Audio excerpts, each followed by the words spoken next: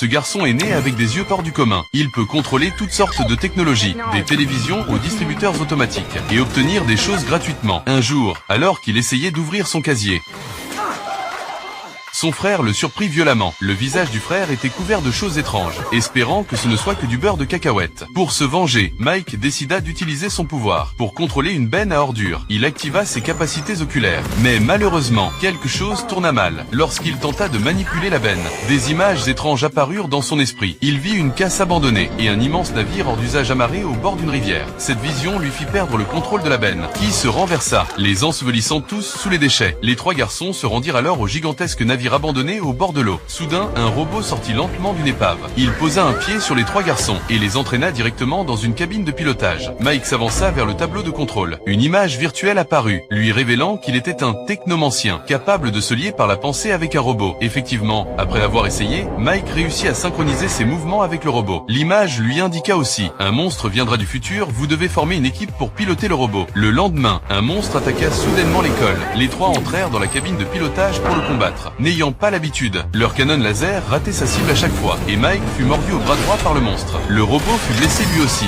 mais ses amis activèrent un bouclier protecteur, leur sauvant la vie. Toutefois, le bras du robot fut endommagé et nécessitait une réparation. Mike alla chercher son frère,